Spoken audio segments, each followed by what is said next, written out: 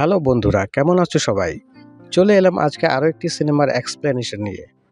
আচ্ছা বন্ধুরা, কেমন হবে ব্যাপারটা যদি একদিন সকালে ঘুম থেকে ওঠার পর তুমি বুঝতে পারো যে তুমি পৃথিবী থেকে প্রায় 5 কোটি কিলোমিটার দূরে মঙ্গল গ্রহে আটকে গেছো। তোমার আত্মীয় স্বজন, বন্ধু বান্ধব অথবা সহকর্মীরা তোমাকে ওখানে একা রেখে চলে গেছে।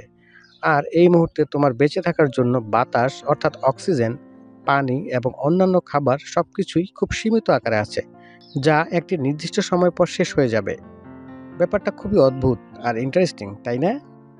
আমরা আজকে যে সিনেমাটির রিভিউ বা এক্সপ্লেনেশন দেখতে যাচ্ছি, সেই সিনেমায় ঠিক এমনই একটি লোমহর্ষক অ্যাডভেঞ্চারাস কাহিনী দেখানো হয়েছে।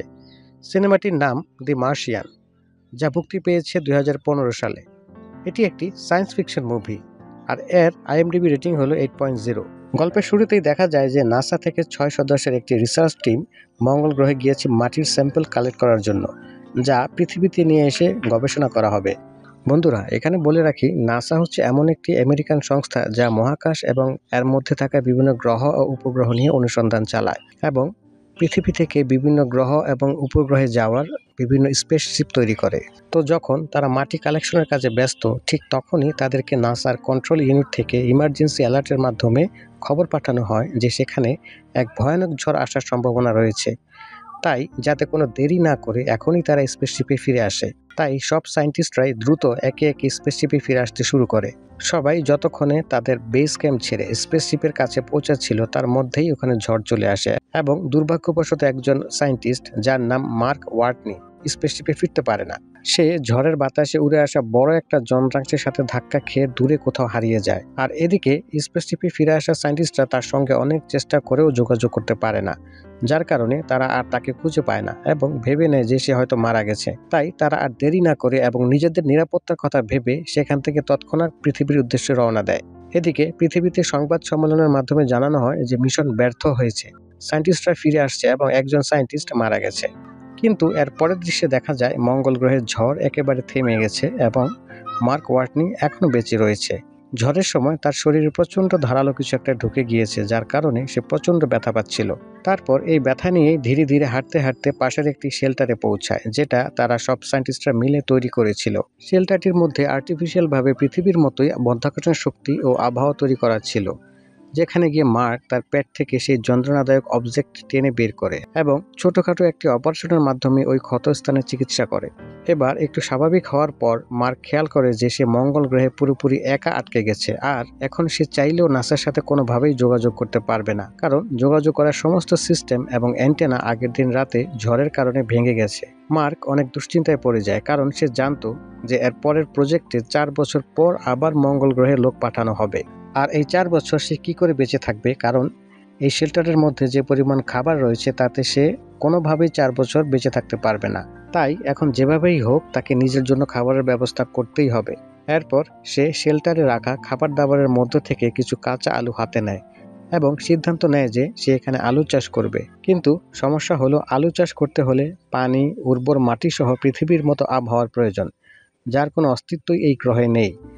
তবুও সে হার না মেনে চাষের জন্য প্রস্তুতি নিতে শুরু করে। মার্ক তার কর্মকাণ্ডের সকল হিস্টোরি রাখার জন্য একটু পরপরই স্পেসশিপে থাকা ক্যামেরার সামনে এসে ভিডিও রেকর্ড করতে থাকে এবং সে কি করবে, কিভাবে করবে, তার আবেগ, অনুভূতি, কষ্ট সবই রেকর্ড করে রাখে। এটা এজন্যই যে পরবর্তীতে যদি কেউ এখানে আসে এবং এই রেকর্ডেড ভিডিওর সন্ধান পায়, তাহলে মঙ্গল গ্রহে মার্কের শেষ দিনগুলি কেমন ছিল তা বিশ্ববাসী জানতে পারবে।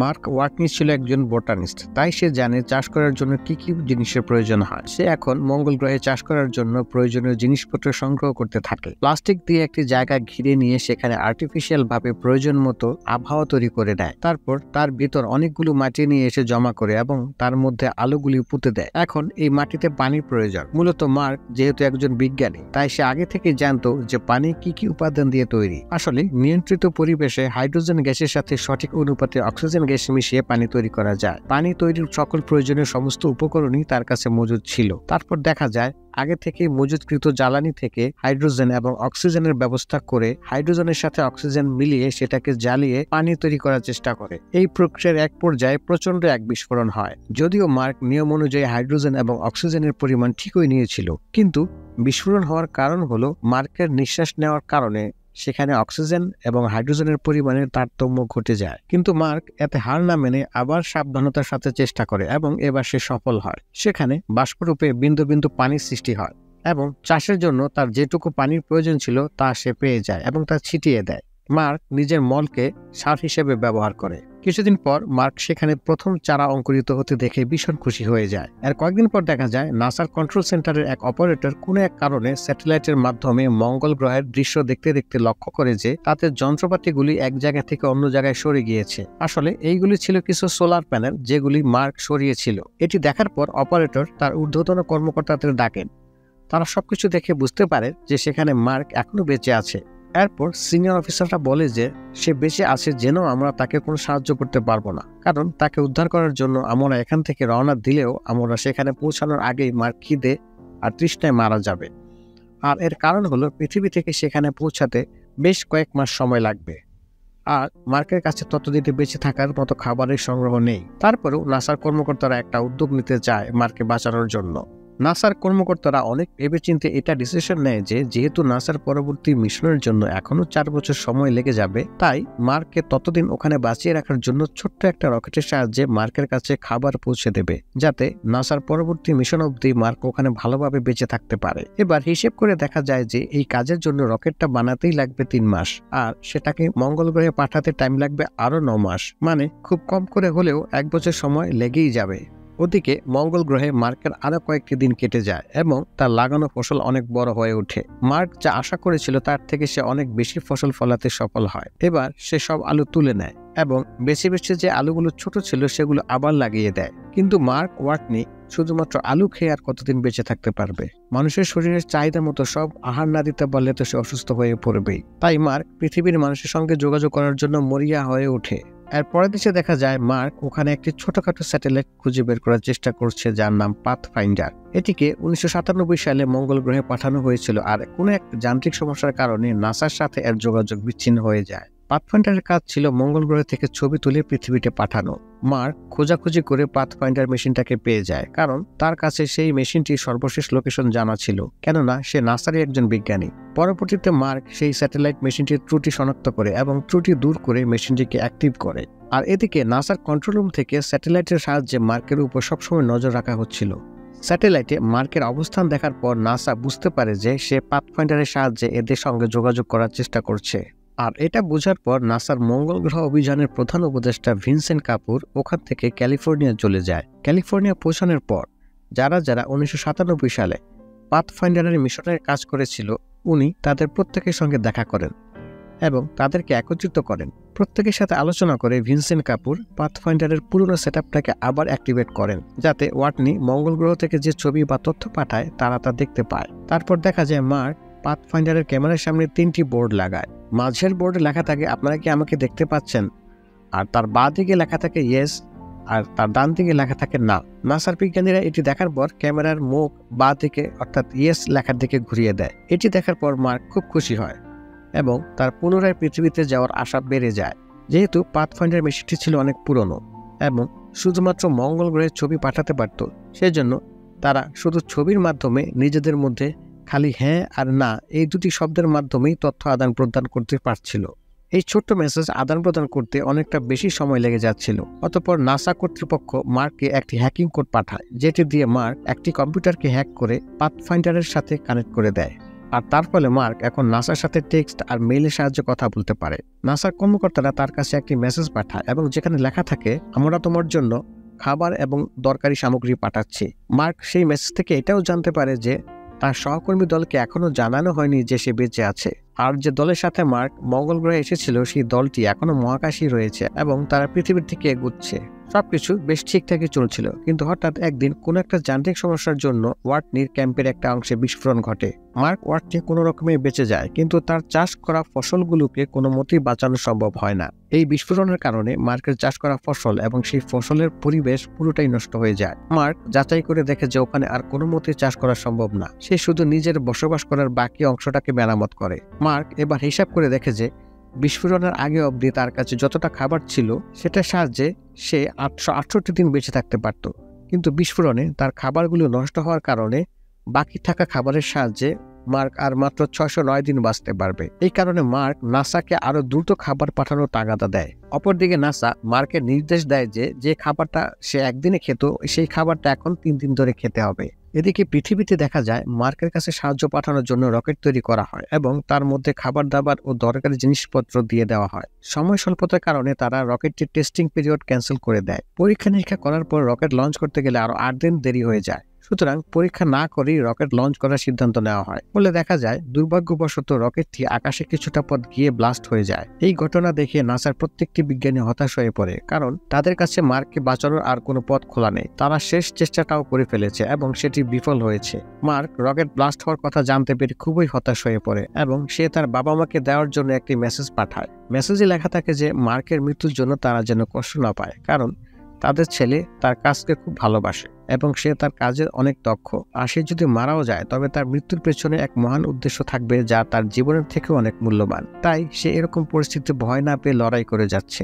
সবাই যখন মার্ককে বাঁচানোর আশা একেবারে ছেড়েই দিয়েছিল, তখনই নাসার পুরো টিমের কাছে মার্ককে বাঁচানোর জন্য আরেকটা সুযোগ চলে আসে। চায়না নাসা রকেটটা বিস্ফোরিত হওয়ার খবর নিউজের মাধ্যমে দেখতে পায়। পরে চায়না নাসার সাথে যোগাযোগ করে আর জানায় যে তাদের কাছে একটা রকেট তৈরি করা আছে যেটা মহাকাশে যাওয়ার জন্য একদম রেডি।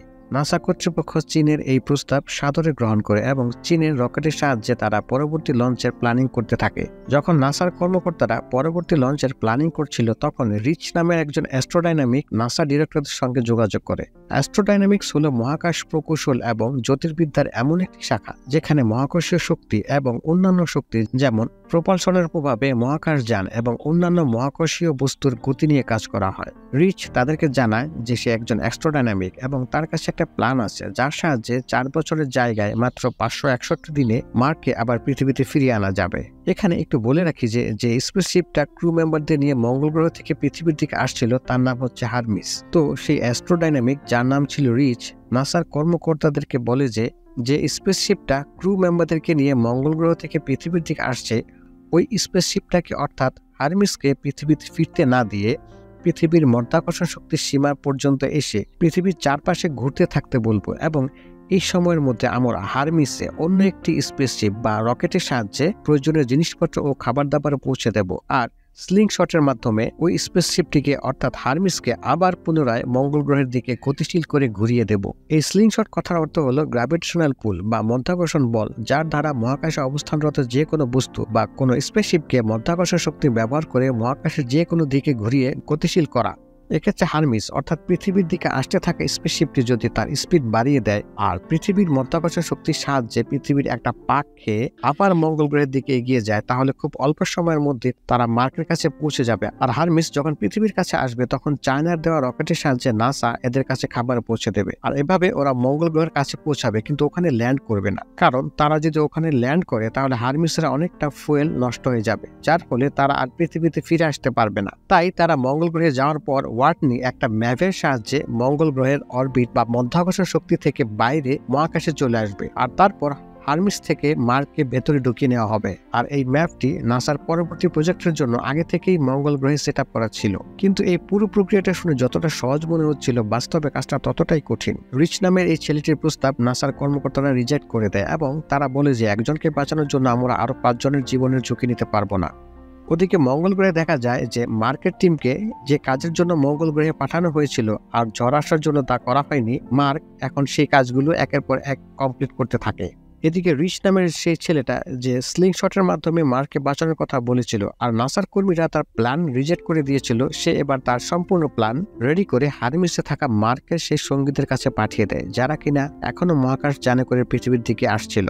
মার্কের ওই 5 জন সহকর্মী রিচের এই প্ল্যান দেখে নিজেদের মধ্যে আলোচনায় বসে এবং একে একে সবাই সেই প্ল্যান অনুযায়ী মার্ককে উদ্ধার করতে রাজি হয়ে যায় এবং পাশাপাশি তারা এটাও জেনে গেছে যে এই কাজে প্রচন্ড মৃত্যু ঝুঁকি আছে এবং তাদেরকে আরো 566 দিন বেশি মহাকাশে অবস্থান করতে হবে। তারপরেও তারা তাদের সহকর্মী মার্ককে বাঁচানোর জন্য এসব কিছু পরোয়া করে না।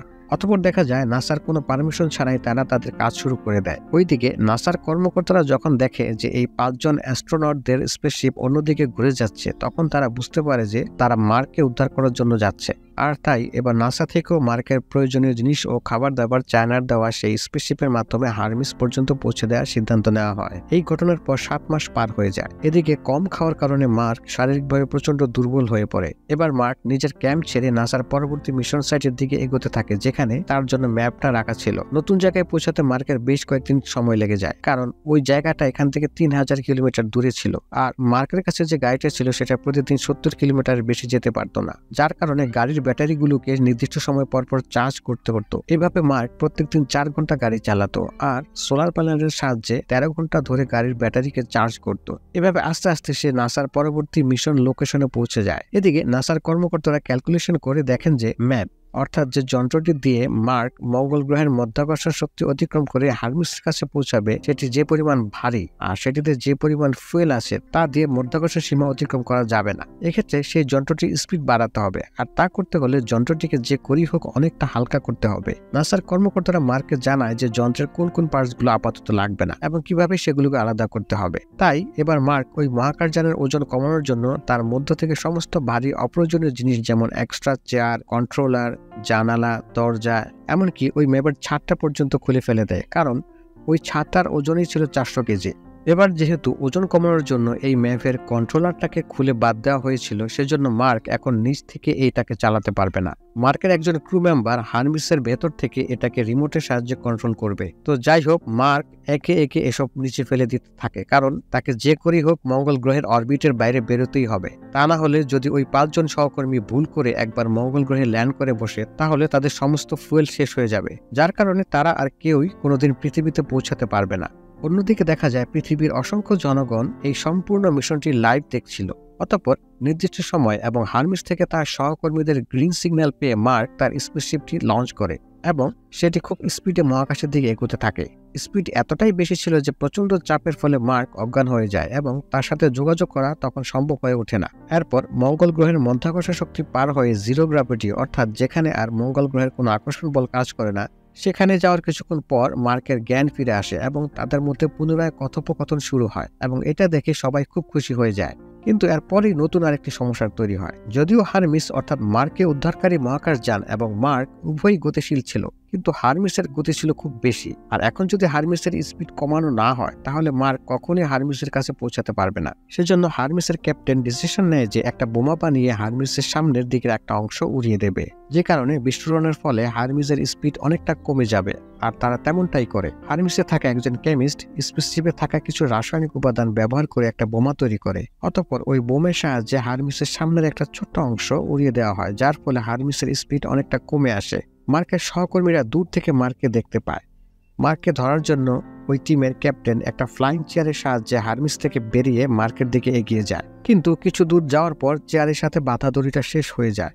মার্ক ক্যাপ্টেন থেকে অনেকটা দূরে ছিল, আর এখন যদি মার্ককে ধরতে না পারে তাহলে মার্ক এভাবেই মহাকাশের মধ্যে হারিয়ে যাবে। সেই জন্য মার্ক নিজের স্পেস স্যুটের হাতের কাছে একটা ছোট্ট ফুটো করে আর ওটা থেকে বের হওয়া বাতাসের বিপরীত চাপের সাহায্যে মহাশূন্যে ভেসে ভেসে ক্যাপ্টেনের কাছাকাছি পৌঁছে যায়। মার্ক ক্যাপ্টেনের কাছাকাছি আসার পরও নিজের স্যুট থেকে বের হওয়া বাতাসের চাপের কারণে মার্ক তার ক্যাপ্টেনের হাত ফসকে দূরে চলে যায়, কিন্তু চেয়ারের সাথে বেঁধে রাখা বেলটাকে সে কোনো মতে ধরে ফেলে। আর এর মাধ্যমে ফাইনালি মার্ক আজ অনেক দিন পর এবং অনেক চেষ্টার পর সে তার সহকর্মীদের কাছে ফিরে আসে। এই খবরটা পাওয়ার পর নাসার সকল কর্মীরা এবং সাথে সাথে পুরো পৃথিবীর মানুষ প্রত্যেকেই প্রচন্ড খুশি হয়ে যায়। সবশেষে দেখা যায় মার্ক পৃথিবীতে ফিরে এসেছে অনেকগুলো দিন হয়ে গেছে, আর এখন সে নতুন অ্যাস্ট্রোনটদের ট্রেনিং দেয় এবং তাদের সঙ্গে নিজের অভিজ্ঞতা শেয়ার করে আর শেখায় যে কিভাবে প্রতিকূল পরিবেশে মনোবল না হারিয়ে প্রচন্ড ধৈর্যের সাথে পরিস্থিতির মোকাবেলা করে টিকে থাকতে হবে। আর এখানেই সিনেমার গল্প শেষ হয়ে যায়। বন্ধুরা, সিনেমাটি আপনাদের কেমন লাগলো কমেন্ট করে জানাবেন।